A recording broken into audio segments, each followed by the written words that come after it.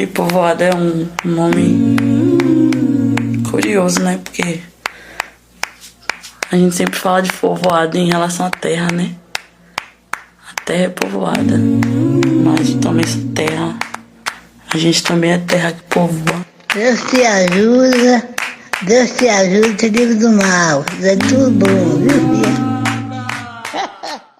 Hoje no Distopia Expressa, né, a gente tem o prazer de receber as estudantes do primeiro semestre, né, a Beatriz e a Júlia, né, que vão falar um pouco sobre um projeto que elas estão desenvolvendo dentro da academia, voltado ao dia 21 de março, né, que é uma data muito importante em nível internacional, mas que também em nível internacional, quer dizer, e em nível nacional também, a gente agora já tem um marco também para conversar.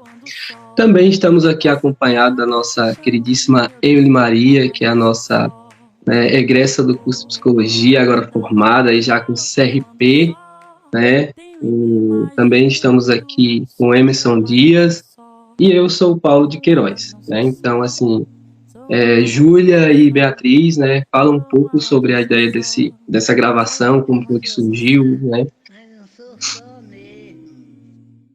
Bom, então, como o Paulo disse, né, nós estamos com um projeto sobre a conscientização do dia 21, né, que é referente ao massacre que teve na África do Sul. Antes de começar, eu fiquei muito curiosa com o projeto, né, de vocês. Pode explicar aí, por favor, o objetivo. Bom, o Sankofa, ele nasceu ano passado, durante uma reunião que teve da Comissão de Raça e Povos Tradicionais lá do CRP. Mas o Sankofa, ele já estava na minha cabeça desde que eu entrei na faculdade, lá em 2018, quando eu percebi que a Unieuro, ela tinha pouquíssimos alunos pretos, né? Então, o Sankofa, ele vem buscar esse fortalecimento, né? Um aquilombamento através do resgate da nossa ancestralidade, de alunos pretos e de alunos que também compactuam com a pauta antirracista. Então, é uma forma da gente se afetar, né, mas também se fortalecer dentro do curso e dentro da faculdade. Entendi. E o que vocês têm usado, né, para combater a discriminação racial? Quais são os projetos que vocês têm ofertado? A gente tem feito algumas ações dentro da comunidade, né? E é voltada para a comunidade, ter essa aproximação entre a comunidade, já que muitas vezes a academia lida como um lugar onde as pessoas só vão na comunidade pesquisar, né? E olham para essas pessoas só como um objeto ou um instrumento de pesquisa.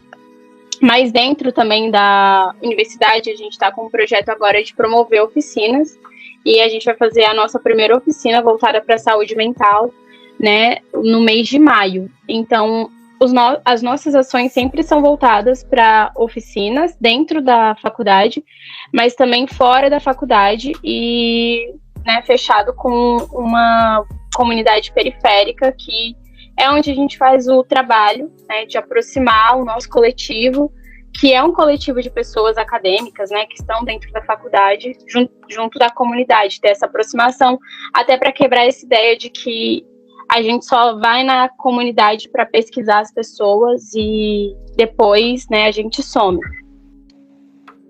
Pegando um pouco, complementando do que Emily traz, quando o Sankofa ele vai tomando curso dentro da faculdade, até pela a própria estruturação do curso de psicologia, né, com todas as suas dificuldades de dialogar com pessoas negras e com a pauta, né, antirracista e decolonial, o Sankofa ele surge, né, nessa ânsia de começar a penetrar, né, a se enraizar dentro da faculdade e mostrar, né, que os alunos negros e quem está dentro da pauta antirracista, né, tem ali um embasamento, né, e que está ali junto, né. Então, acho que o mais bonito dentro do Sankofa é essa organização de estudantes que está ali se organizando. E quando a gente vai para o curso de psicologia, né, agora vocês que estão iniciando, vocês vão percebendo, né, muitas falhas dentro do processo formativo, porque muitas das vezes a gente não acaba se reconhecendo em práticas da própria psicologia, porque a gente está estudando ainda outros modelos, né, que são importantes, mas também deviam começar a ser discutidos de outras formas dentro dos campos acadêmicos. Né? Entendi. É muito legal, né, essa questão que você comentou, Emily, sobre saúde mental. Como que essa discriminação, ela afeta exatamente? Porque ela tem, sim, um grande impacto, né, na vida da pessoa que sofre, mas quais são exatamente as consequências que trazem para o indivíduo? Cara, eu acho que falar... Não foi para Emily, tá, gente? Qualquer um pode responder também, só para deixar claro. Vocês querem responder, meninos? Aquela falando meio... Eu acho que você pode começar, Emily, já que é psicóloga, e a gente vai complementando, né, ajudando. Cara, falar sobre... E um cachorro latindo aqui. Sobre a questão do racismo e saúde mental é muito complexo, né? Porque ele pode agir de diversas maneiras, né? A gente vê casos de pessoas que acabam tendo episódios de ansiedade, episódios de depressão, criam-se traumas por causa do racismo. Quando você traz essa questão do dia 21 de março, né, a gente está falando de um lugar onde pessoas brancas, né, a branquitude na sua comodidade, elas resolveram simplesmente criar um espaço de segregar essas pessoas. Então, quando essas pessoas elas morrem lá na África do Sul, algumas pessoas morreram, outras foram feridas, lá em 1960, elas estavam lutando justamente para que elas pudessem acessar todos os lugares. Eu acho que o que mais pega para a saúde mental da população negra ainda é o não acesso. E muitas das vezes, quando você acessa esse serviço de saúde mental, você é discriminado, sabe? Quando você, por exemplo, joga na internet, vai ter diversos casos, às vezes, de pessoas negras que foram atendidas por psicólogos brancos, e quando eles trouxeram episódios de racismo que eles sofriam em diversos lugares, era tratado como um mimimi. Então, às vezes, nem o espaço que era para acolher e abraçar, o profissional ele não faz isso, sabe? Então, pontuar uma consequência só é muito complexo, porque ela gera diversas coisas. Não dá para pontuar só uma coisa, sabe? Eu acho que isso do não acesso, essa questão da gente ainda viver numa psicologia muito embranquecida, que acaba perpetuando violência contra os corpos negros, a nossa psicologia ainda erra muito. Recentemente mesmo saiu uma reportagem dizendo que a psicologia, ela pouco ajuda ainda no combate de racismo. Eu acho que uma das formas da gente, enquanto estudante e pessoas que estão formadas em psicologia, é um exemplo vocês mesmos. Tipo, dia 25/3, a professora Paula Gabriela, ela vai dar um curso sobre racismo e saúde mental. É ir lá entender como a pessoa que estudou e que sabe, né, e ir lá fazer esse curso e compreender de que forma, às vezes, inconscientemente, a gente acaba corroborando com microviolências para esses corpos negros, né? E, ao invés de auxiliar, provocar mais um adoecimento, né, nessa população. Entendi. Até porque, querendo ou não, né, o racismo, até hoje, é considerado um tabu na nossa sociedade, tanto que muita gente acha que não existe mais, né? Que não existe mais racismo, que os negros não sofrem mais e que tá tudo certo, quando na verdade existe muita discriminação por aí, né? E tem vários tipos de discriminação. Sobre isso que você falou da educação, né? Vocês acham que em relação à psicologia, né? Educação à psicologia, o curso, né? A educação em si, na verdade, tem dado um foco necessário para esse assunto, né? Para as relações, ou não? Ninguém melhor para responder essa do que a Emily. Ô, gente, fala alguma coisa aí também, só eu falando, né? Não, mas eu acho que essa daí é o seu TCC, foi o tema do seu TCC, essa pergunta. Tá, eu vou responder, mas vocês falem aí depois. Uma coisa que você trouxe, né, a Júlia que trouxe, Fica essa questão, é um tabu, mas tabu pra quem, né? Porque a gente ainda tá sentindo. Pra gente nunca foi tabu. As comunidades negras estão discutindo isso há muito tempo e a gente continua discutindo, sabe? No Brasil tem muito essa prática de um racismo velado que as pessoas acham que a gente não percebe. Mas pessoas com letramento racial, elas percebem sim quando pessoas estão sendo racistas através de olhares, de gestos, de microexpressões, sabe? Mas em relação à psicologia, né, que nem o Emerson trouxe, o meu TCC ele foi em cima exatamente disso.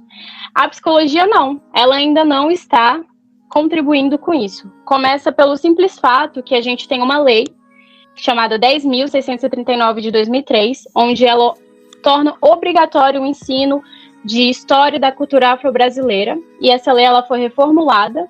Em 2008, ela se tornou a Lei 11.645, que além da história da diáspora africana, também se cobra que seja ensinado, né, a história e a cultura dos povos indígenas.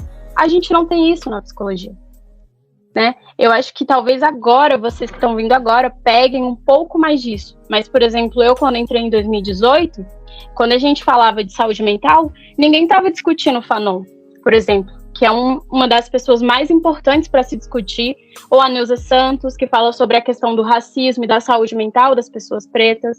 Então, não, a gente ainda é muito atrasado nisso, justamente por a gente não seguir as leis. Mesmo que tenha uma lei que torna obrigatório, essa lei ela não é fiscalizada no Brasil e ela não ocorre nem no ensino básico e quem dirá no ensino superior, ainda mais num contexto privado, né? Que a gente está falando de uma faculdade particular.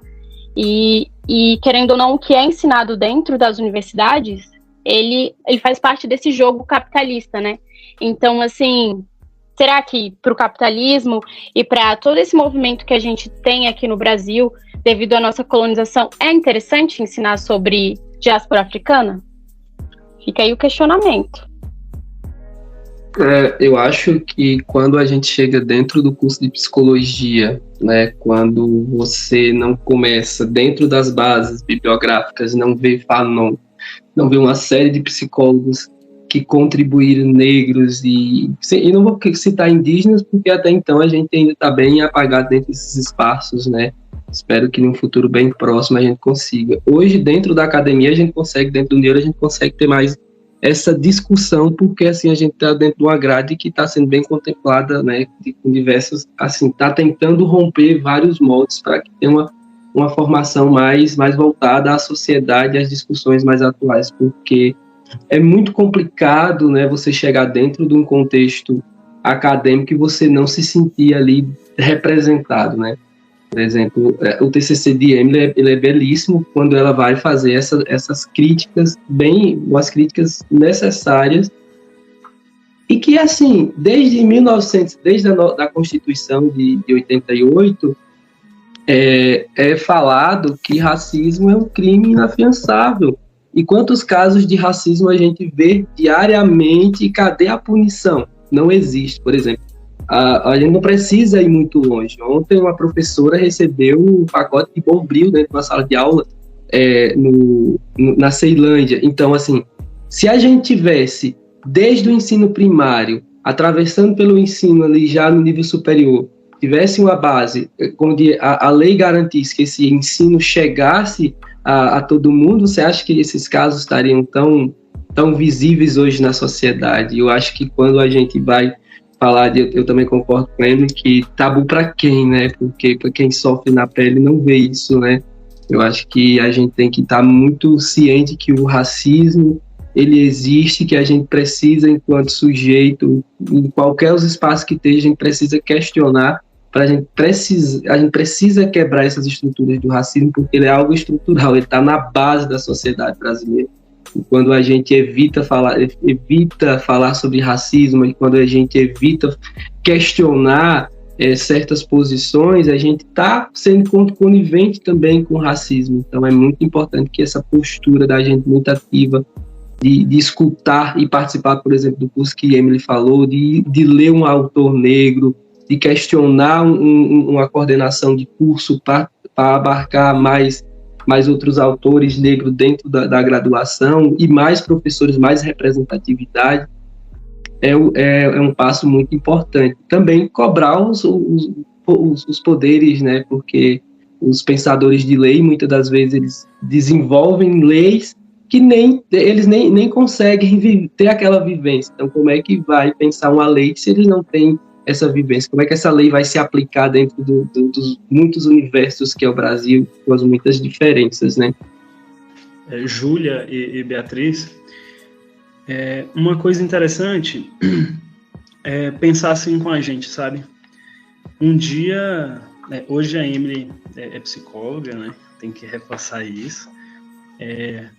Hoje a Emily é psicóloga, Paulo e eu estamos no 7º semestre, mas um dia todos nós já estivemos assim no 1º semestre, conhecendo, descobrindo as coisas. E teve esse momento do choque. Sempre, eu não sei partilhar a experiência do Paulo, a experiência da Emily, mas eu falo da minha experiência, que é o momento do choque. Quando você começa a entender que essa psicologia não é aquela psicologia do psicologia por amor.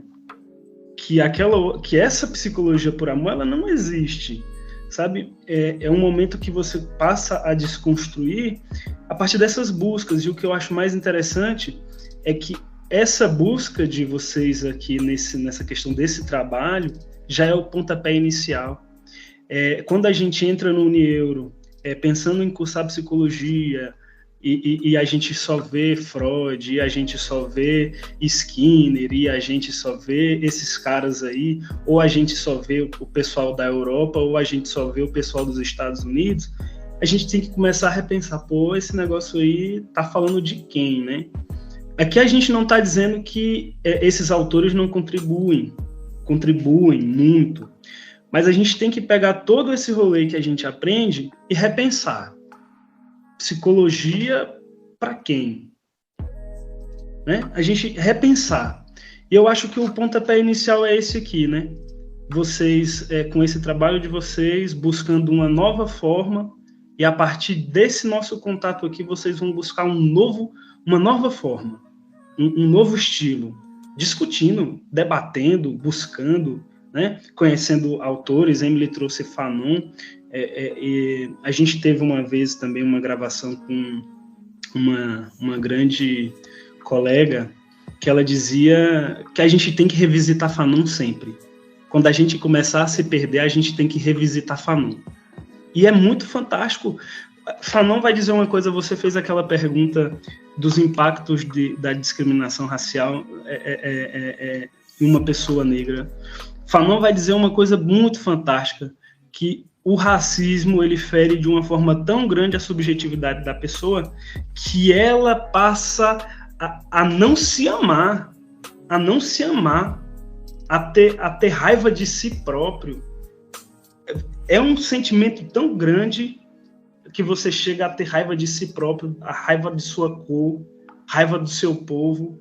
Então, a gente tem que começar a discutir hoje, amanhã, depois, e o negócio é cansativo, né? O negócio é cansativo, não é fácil e não é mole, e a gente tem que estar sempre unindo forças, né? Aqui é um bando. Realmente é muito interessante a fala de vocês, porque é algo bem complexo, se há necessidade de desconstruir tudo isso. Então é interessante que, em virtude de tudo que acontece e que já aconteceu na história, haja esse dia, né, internacional, para que a gente possa estar fazendo essa reflexão, haja a existência desse projeto de vocês e toda essa educação nas escolas desde os anos iniciais, para que isso possa ser desconstruído, porque ainda hoje há essa existência de forma enraizada e, assim, às vezes só quem sabe mesmo é quem passa. Eu imagino que a psicologia entra muito nessa questão, que a pessoa está tão ferida, há tantos danos emocionais, psicológicos, e entra muito esse trabalho, né, da elevação da autoestima, às vezes até lidando com um paciente que também, por estar enraizado, tem algumas falas ainda racistas, ou sofreu tanto, que está tão ferido que passa a ter esse sentimento de raiva, às vezes até de si próprio, baixa autoestima. Então, é muito interessante que hoje, futuramente, a gente tenha mais isso na graduação, esse assunto, busque mais para que haja maior representatividade em todos os âmbitos, né? Porque ainda não está da forma que deveria estar. Então, muito legal a fala de vocês. Um gancho aí no que vocês estão falando, né? Diante de todas essas consequências, traumas que o racismo pode trazer, e diante disso, há ela aflige, né, os direitos humanos da pessoa. Então, assim, como a gente pode aplicar a psicologia para ajudar a prevenir a discriminação racial? Eu acredito que é bem amplo, né? Que essa questão de projetos, de campanhas, de ações, até pessoais mesmo, de estar buscando assistir palestras para saber mais sobre o assunto. Mas como que é isso mesmo, exercendo, vocês que têm um conhecimento maior? Cara, existem tantas possibilidades, né? Existem tantos caminhos. Eu acho que a primeira coisa que a gente tem que pautar sobre essa data é que, apesar dela existir, a gente está gravando hoje, dia 14/3. Hoje completa 5 anos que a Marielle foi morta, né, assassinada, e a gente, até hoje, não tem uma resposta. E aí entra um questionamento de quanto vale os nossos corpos, né, os nossos corpos negros nesse jogo todo, de incomodar a branquitude, né, como eu falei, porque a Marielle, ela era uma mulher que incomodou a branquitude em diversos espaços. Ela era uma mulher negra, era uma mulher LGBTQIAP+, que acessou lugares onde era majoritariamente ocupado por homens brancos, héteros, né, e que se incomodavam com o fato de que a Marielle, ela representava muitas pessoas, e que ela tinha, assim, um poder de liderança muito grande. Eu acho que a construção da psicologia, vocês trouxeram, né, o Emerson trouxe Fanon, e Fanon, ele traz numa parte, né, do texto dele, que ele fala que uma pessoa branca me impõe o mundo dele e eu preciso seguir aquele mundo. E se eu não sigo, ele ainda joga na minha cara que eu não consegui acompanhar, sabe? Eu acho que a primeira coisa é a gente entender que, além da psicologia eurocentralizada, existe uma psicologia chamada psicologia africana. Essa psicologia, ela antecede a psicologia eurocentralizada, porque ela vem lá do Egito, sabe? E a gente não aprende sobre essa psicologia. É importante a gente entender que existe essa psicologia, que ela já existia, ela já se fazia humana através das comunidades, das sociedades da diáspora africana e africanas, mas que o caminho não é só na data, sabe? Eu acho que talvez a psicologia, ela erra muito nisso ainda, saca? É tipo assim, só na data a gente vai falar sobre isso. Cara, não tem como a gente falar só sobre isso na data, entendeu? Isso acontece todo santo dia. Todo santo dia, milhares de Marielles morrem aí.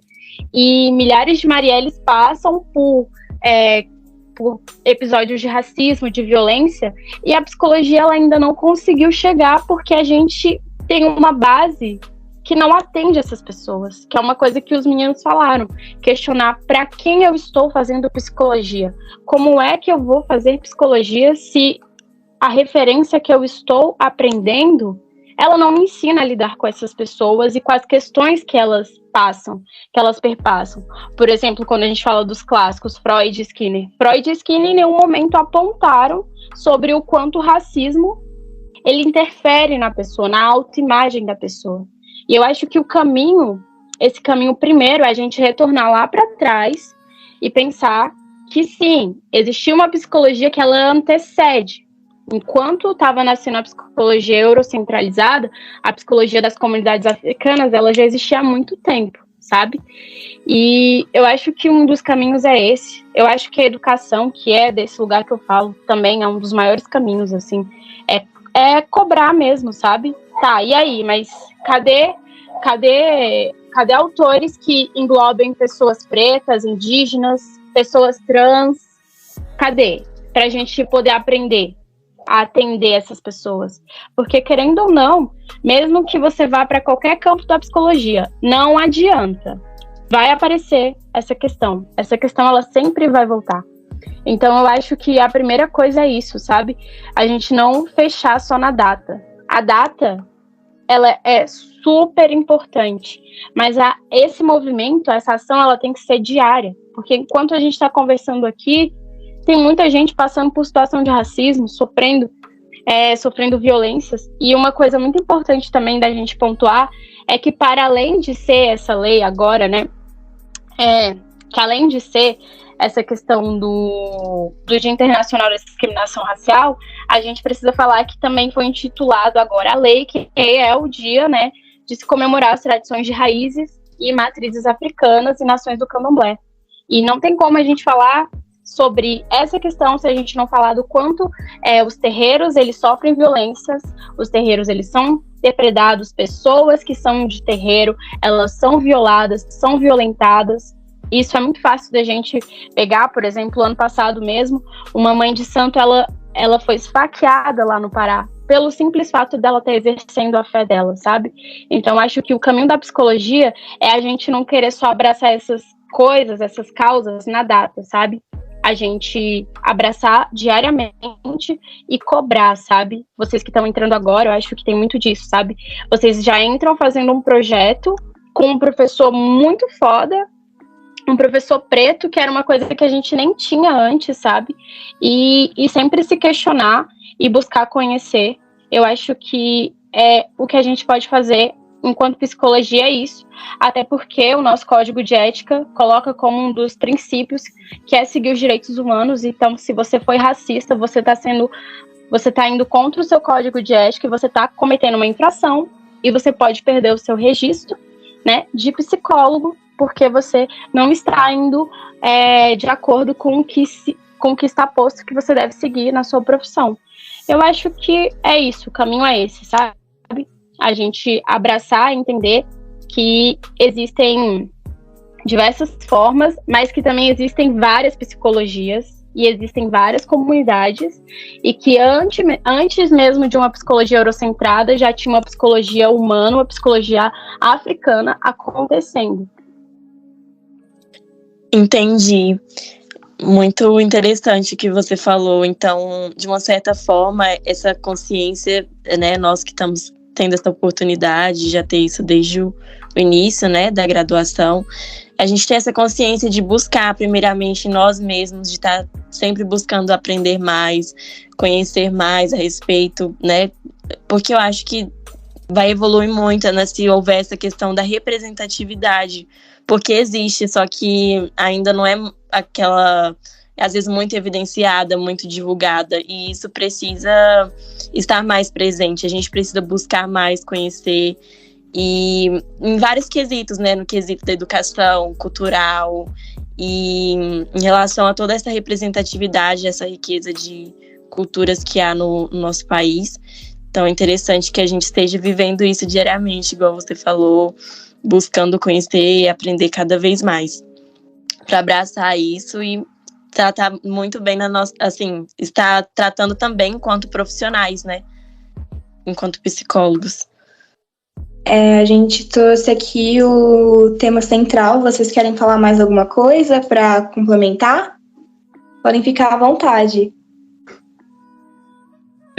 Então, eu acho que quando a gente tá fazendo todos esses questionamentos em dados, trazendo elementos para 3 datas, que por mais assim que agora essa última lei que foi sancionada, né, pelo governo atual, né, o Dia Nacional das Tradições e Raízes e Matrizes Africanas, eu acho que isso é um espaço que é um momento de muita afirmação, mas um momento de muito desafio, principalmente dentro desse cenário atual, né?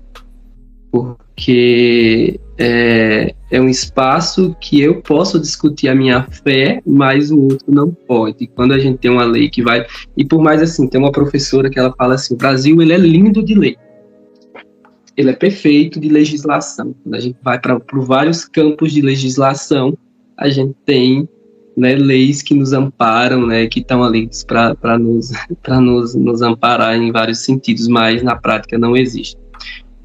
E quando a gente faz esse caminho, quando o Emily traz todo esse processo de reflexão, de que antes mesmo de a gente pensar que existia, eu acho que o mais bonito é a gente se despir de toda essa ideia de que só existia um mundo a partir do colonizador. Eu acho que quando a gente chega nesse ponto, nesse divisor de água, a gente começa a entender que o rolê, né, é muito mais complexo e que a gente só sabe, né, ali tá vendo a ponta do iceberg, quando a gente desconsidera tudo, só passa a considerar ali a partir de, né, e a gente sabe que os processos históricos, eles servem, né, eles não estão ali só para ver, o pessoal fala, quem vive de passado é museu. De fato, o museu está ali para nos lembrar de vários fatos, mas que a gente deve pegar o passado como uma referência muito importante. E nós, enquanto vocês trouxeram a questão dos direitos humanos, eu acho que quando a gente, enquanto profissionais, ferir os direitos humanos, a gente não consegue, a gente não entender, né, a Carta dos Direitos Humanos nesse contexto, a gente não está sendo um bom profissional. E sem contar, a gente, aquela oficina de Carol, né, sobre o código, sobre a comissão de ética dentro da faculdade, foi um espaço de muito aprendizado, né, por mais que tenha sido um espaço curtinho. Mas quando Carol, ela traz assim, não há psicologia sem direitos humanos, gente. Não há código de ética sem direitos humanos. Eu acho que desde agora, se vocês já comecem a desenrolar e ir atrás do código de ética, buscar mais uma prática mais aberta dentro da psicologia, dentro dos campos, começarem a tentar se informar, se munir do máximo, a gente consegue não reproduzir dentro da sala de aula as práticas que vêm durante séculos e décadas, né, sendo impostas. E é isso. Eu acho que quando Emily traz essa questão das religiões de matriz, já era hora, né? Já era hora no sentido de que quantas benesses a gente tem aí para as religiões cristãs e questão de impostos e tantas outras coisas assim de benesses e as outras religiões nunca foram contempladas com esses benefícios, né? De terem impostos que não são pagos e tantas outras coisas, né? Então já era hora, porque outra coisa é a gente falar também de discriminação e também não falar de racismo religioso, não falar sobre educação também. Então, eu acho que vocês têm que aproveitar muito bem Robenilson, suguem esse cara, aproveitem muito, o quanto vocês puderem sugar dele, suguem, porque vocês têm ali um cabeção de inteligente que é aquele cara ali, pode ajudar vocês muito. E a gente também vai estar aí na luta sempre. Pode falar com a gente, a Emily está aí também. Aqui é parceria até o fim. Só para complementar rapidinho, né, que o Emerson trouxe o hobby, e eu acho que não tem como a gente pensar em defender os direitos humanos e lutar contra a discriminação racial sem nem ler o hobby, por exemplo, sabe? O hobby tem escritos que deviam ser tombados de tão bons que são, sabe? Que ele é uma pessoa que contribui muito para a psicologia, né? E para uma psicologia com esse viés, né? Para pessoas pretas, que fala sobre ancestralidade, que fala sobre as questões de religiões de matriz africana. Então, acho que fica aí uma dica para vocês também procurarem as referências de Robenilson, né? Na internet, vocês vão achar um monte de artigo que ele escreve demais. E é isso, gente. Muito obrigada pelo convite, pelo espaço, né? E espero que vocês possam construir uma psicologia na Unieuro um pouco diferente da que a gente pegou, né? Mas que já tem sido muito revolucionada aos pouquinhos, né? Certo, muito obrigada pela fala de vocês. Nós vamos tentar extrair ao máximo esse professor que tem tanto, né, conhecimento, tanta carga aí para passar para a gente. E é isso, que isso possa ser desconstruído cada vez mais, né, ao longo da nossa história. para que haja essa revolução e que todos, né, aí pelo menos na lei já existe, né, mas na prática é bem diferente, mas que isso possa ser desconstruído e que as pessoas tenham mais igualdade a esses direitos. Então foi muito boa a nossa reflexão aqui e a fala de vocês. Meninas, obrigado, né? Espero que as ações de vocês dentro desse 21 de março aí sejam muito, muito equiparadas, né? A psicologia ela começa a trabalhar, tentando trabalhar a equidade, né? E é isso. Emily, muito obrigado por ter voltado aqui. Júlia e Beatriz, também reforço a questão que Emerson trouxe, né? A gente está aqui para o que deve qualquer coisa, entra em contato. Acho que a gente tem a psicologia, ela tem que deixar de ser um pouco individualista e começar mais a trabalhar dentro de uma perspectiva mais coletiva. E se os primeiros semestres não dialogam com os que estão mais um pouco à frente, a gente acaba ficando entalado, né? A gente não sabe das dificuldades durante o processo, né? É isso.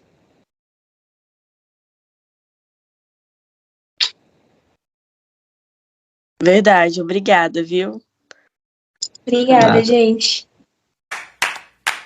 Povoada, quem falou que eu ando só? Nessa terra, nesse chão de meu Deus, sou uma, mas não sou só. Povoada, quem fala que eu ando só? Tenho em mim mais de muitos, sou uma, mas não sou só.